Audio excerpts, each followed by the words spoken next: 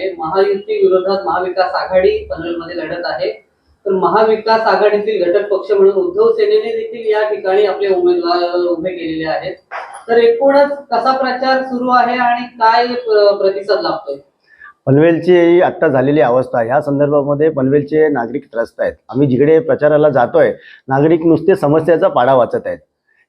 गेल्या 2 वर्ष झाले इलेक्शन लागलेलं नाही आहे, त्याच्यामुळे प्रशासक असताना काहीही कामं झालेली नाही आहेत. जिकडे तिकडे रस्ते खोदलेले आहेत आणि बनवलेले रस्ते परत बनवले जात आहेत आणि रस्ते बनवल्यानंतर समजतं की त्यांना गटाराच्या लाईन टाकले आहेत, मग परत त्यासाठी खोदलेले आहेत. हेच कामं चाललेली आहेत. त्याच्या व्यतिरिक्त काहीही पनवेलमध्ये असं त्यांनी सुशोभीकरण किंवा काही मार्ग ठेवलेले नाही आहेत. एकूणच संपूर्ण प्रकार हा भ्रष्टाचाराचा आहे का, आपल्याला काय वाटतं? आता याच्यामध्ये कसं होतंय, भ्रष्टाचार नसेल आणि असेल तर मग या 2 वर्षाच्या काळामध्ये काय प्रशासकांनी भ्रष्टाचार केलाय का? आणि याच्या अगोदर मग ज्या कॉन्ट्रॅक्टरांनी रस्ते केले मग त्याच्यावरती प्रशासनाने काय कारवाई केली? म्हणजे जसे नागरिकांना दिसतंय तसं प्रशासनाचं लक्ष कुठे आहे टक्केवारीमध्ये? पनवेलमध्ये काही ठिकाणी विकास कामं झाल्याचं सांगितलं जातंय, तर काही ठिकाणी 10 कोटी रुपये खर्च करून बस थांबे बांधलेत. एका बस थांब्याचा खर्च तब्बल 28 लाख रुपये असल्याचं समोर आलंय. तर आपलं काय म्हणणं आहे याबाबत? पण महापालिकेच्या बसेस आहेत का? थांबे कोणासाठी? कॉन्ट्रॅक्टरसाठी? बसेसच नाही तुमच्या, तुम्ही थांबे कसले बांधताय? आपण आणखी कोणते असे विकासाचे मुद्दे आहेत जे घेऊन शिवसेना असेल किंवा महाविकास आघाडी असेल जे उमेदवार रिंगणात उतरले आहात? आता कसं आहे, पनवेल मूलभूत ज्या गरजा आपण त्या देऊ शकत नाही, रस्ते, पाणी, गटार, साफसफाई, हे मूलभूत आपण देऊ शकणार नाही. विकास काय करणार आहोत आपण? सत्ताधारी पक्ष जो आहे तो विकासाच्या कामात सपशेल अपयशी ठरला असं वाटतंय का आपल्याला? नक्कीच. तो जर त्यांनी विकास केला असता तर मग इलेक्शन 2 वर्ष उशिरा पण नसते ना झाले. आपली मुलगी देखील प्रभाग क्रमांक 14 मधून उमेदवार म्हणून रिंगणात उतरली आहे. कशा पद्धतीने प्रचार सुरू आहे? एकदम चांगला प्रतिसाद येतोय. मुलगी माझी आता सिव्हिल इंजिनिअरिंग केलेलं आहे. तिने MPSC ची एक्झाम ती आता दिलेली आहे B क्लासची. पण एक असं झालं की माझ्यामुळे तिलाही त्या राजकारणाची म्हणजे समाजसेवेची आवड निर्माण झाली, त्याच्यामुळे आपण ते भरलेलं आहे आणि चांगला लोकांचा प्रतिसाद आहे. एक युवा नेतृत्व म्हणून तो विचार ना. आर्या प्रदीप जाधव यांचे सूचक आणि अनुमोदक गायब झाल्याचं काही जण सांगत होते, यात कितपत तथ्य आहे? नाही, असं काही झालं नव्हतं. बाळाराम पाटील साहेबांना चुकीची माहिती दिली गेली होती, त्याच्यामुळे त्यांनी ते केलं. पण त्याच्यानंतर बाळाराम पाटील साहेबांनी हा विषय कधीच घेतला नाही. असं काहीच झालेलं नाही आहे. आमचे प्रतिस्पर्धी म्हणजे तिचे जे प्रतिस्पर्धी उमेदवार आहेत त्यांचा मिस्टर माझे चांगले मित्र आहेत आणि आमची चांगली दोस्ती असल्यामुळे आम्ही एकमेकांच्या विरोधात उभे काम करतोय. परंतु असं कोणताही प्रकार त्यांच्याकडूनही झालेला नाहीये, तर आम्ही असं काही क्लेम पण केलेलं नाहीये. महाविकास आघाडीची निशाणी प्रत्येकाची वेगवेगळी आहे, तर याबद्दल काय सांगाल? तुम्ही सिटीवर लढताय काही ठिकाणी त्यांचं चिन्ह वेगळं आहे. बरोबर आहे. काय होतंय, आमच्या महाविकास आघाडीमध्ये 5-6 पक्ष असल्यामुळे वेगवेगळ्या निशाण्या येत आहेत. आम्हाला प्रचार करतानाही त्रास होतोय. त्याच्यामुळे माझ्या मुलीला तिकीट उद्धव बाळासाहेब ठाकरे पक्षाकडूनच आहे, परंतु निशाणी तिकडे घेतली कारण ते आम्हाला प्रचाराला योग्य होत आहे, त्याच्यामुळे ती निशाणी घेतलेली आहे. बाकी उमेदवार हा उद्धव बाळासाहेब ठाकरे पक्षातनीच दिलेला आहे, आर्या प्रवीण जाधव म्हणून. मतदारांना काय आवाहन कराल? मी मतदारांना यावेळेला आवाहन करतोय की तुम्ही प्रामाणिकपणे तुमच्या मनाला स्मरून पनवेलचा विकास केलाय का, झालाय का हे बघून तुम्ही आम्हाला मतदान करा. याच्या पुढे आम्ही तुमची सगळी कामं किंवा पनवेलचा विकास, आमची पनवेलची नाळ जोडलेली आहे. आम्ही पनवेलवासी आहोत. आम्ही आमच्या पनवेलचा योग्य पद्धतीने चांगला प्रकारे विकास करू, एवढंच मी मतदारांना सांगतोय. आणि त्यांनी कोणत्याही आमिषाला बळी न पडता प्रामाणिकपणे मतदान करावे.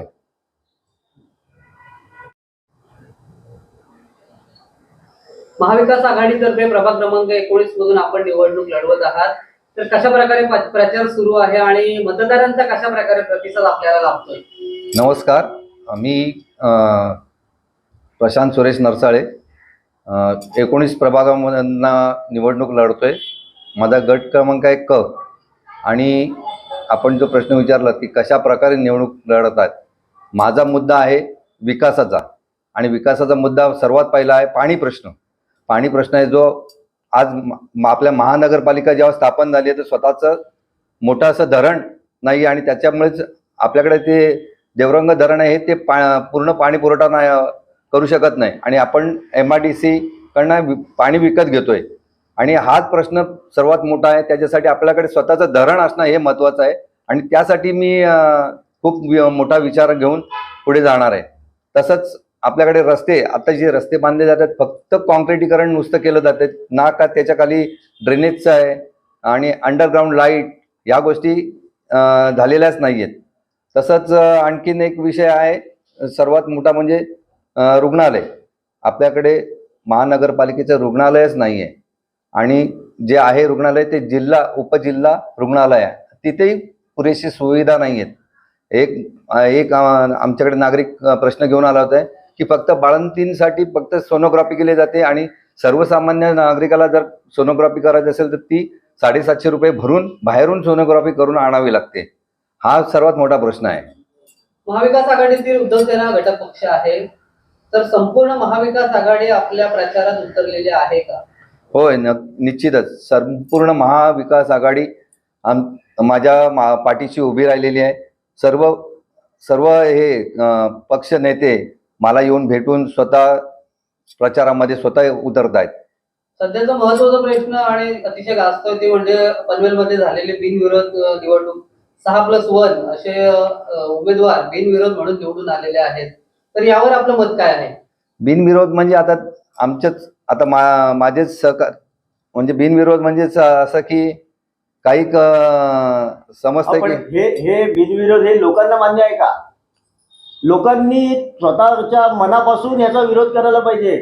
तुमचा मतदाराचा हक्क लोकांनी खेचून घेतलेला आहे, तर त्याची चीड मतदारांना आली पाहिजे आणि त्यांनी यांना धडा शिकवला पाहिजे. आपण याबाबत काही तक्रार वगैरे केलेली आहे का? नाही, आमच्याकडून काही तक्रार केलेली नाहीये, पण आमच्या वरिष्ठ पातळीला ते काय करतायत कायदेशीर कारवाईसाठी. प्रभाग क्रमांक 19 मध्ये आपण मतदारांना काय आवाहन कराल? प्रभाग क्रमांक 19 मध्ये मी आवाहन करेन की जो मी कुठल्याही आमिषाला बळी न पडता नागरिकांच्या कामासाठी उभा राहिलो आणि त्यांनी मला माझा विचार करून की हा का एवढा म्हणजे कुठल्याही आमिषाला बळी न पडता जो नागरिकांसाठी उभा राहिला आहे, तर त्याला तुम्ही मतदान करा. म्हणजे ज्येष्ठ शिवसैनिक आणि जे आता काही नाराज शिवसैनिक असतील त्यांना सर्वांना आव्हान आहे. मी इथला स्थानिक आणि मूळ रहिवासी आहे, तर या आणि माझ्या पाठीमागे माझा इतिहास म्हणजे माझा मोठा भाऊ नगराध्यक्ष होऊन गेलेला आहे, श्री प्रदीपभाई वसंतराव नरसाळे. आणि त्याच्याच अनुषंगाने मी सर्व जुन्या शिवसैनिकांना आवाहन करतो की तुम्ही जसं त्याला मदत केली, जसं त्याच्या पाठीशी उभे राहिलेत, तसंच तुम्ही माझ्याही पाठीशी उभे राहून आणि मला मदत करून सर्व नागरिकांना आवाहन करून भरघोस मतांनी निवडून द्या.